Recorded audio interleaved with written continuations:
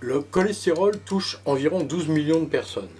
C'est l'énormité de ce nombre qui m'a poussé à étudier en détail les caractéristiques de ce problème et à essayer de proposer une réponse qui correspond à la philosophie qui me guide depuis de nombreuses, hélas très nombreuses années. Il faut essayer de maîtriser un dérèglement de la santé en privilégiant les produits naturels.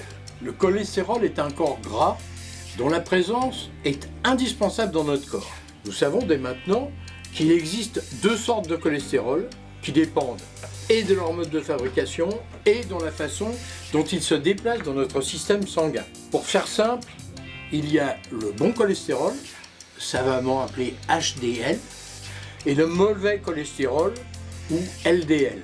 Lorsqu'il est majoritaire, augmente considérablement les risques cardiovasculaires, dont le plus connu est l'athérosclérose, qui crée des dépôts qui envahissent nos artères.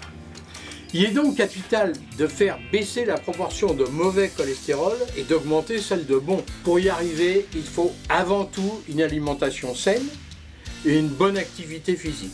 Il ne reste plus qu'à donner un petit coup de pouce à notre organisme pour l'aider à rétablir un équilibre HDL sur LDL plus convenable. Comme d'habitude, nous allons opter pour une solution naturelle et simple. L'emploi du couple lécithine-fenugrec que l'on va doper par une consommation d'ail.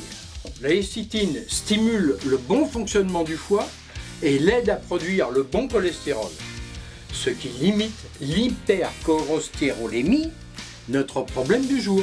Le fenugrec, appelé couramment trigonelle, est une plante herbacée originaire du Moyen-Orient, beaucoup plus connue sous la forme de l'épice. Pour ce qui nous intéresse aujourd'hui, ce sont ces facultés de stabilisateur du cholestérol sanguin que nous avons retenues. Pour compléter le processus d'amélioration de notre taux de cholestérol sanguin, que j'essaye de vous présenter, nous avons associé à nos deux bases l'ail commun.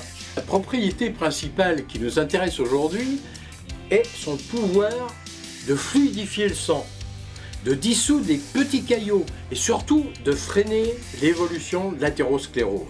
Ce tonique exceptionnel a pourtant une très mauvaise réputation, de donner une haleine, disons, particulière, qui pose problème à beaucoup de gens. C'est pourquoi nous utilisons l'ail sous forme de gélule, ce qui élimine ce principal inconvénient. 10 grammes par jour de granulés de lécithine de soja, bien entendu sans OGM, ce qui représente une cuillerée à soupe bombée que l'on ajoute à du yaourt, à du fromage blanc, à des céréales, ou qu'on peut délayer dans du lait, du jus de fruits, etc. C'est le produit que nous commercialisons dans la société Paraglic sous la forme Lécithine Plus. Une gélule par jour d'extrait de fenugrec en début de repas, c'est ce qui correspond à notre fenugrec plus de chez Paraglic. 2 gélules par jour d'ail déshydraté, une demi-heure avant les repas. Et cette fois-ci, il s'agit de l'ail déshydraté de la société Paraglic. Il est bien entendu que l'utilisation de ces compléments alimentaires ne doit en aucun cas se substituer à une alimentation variée et équilibrée, ainsi qu'à un minimum d'exercice et un minimum de vie sain.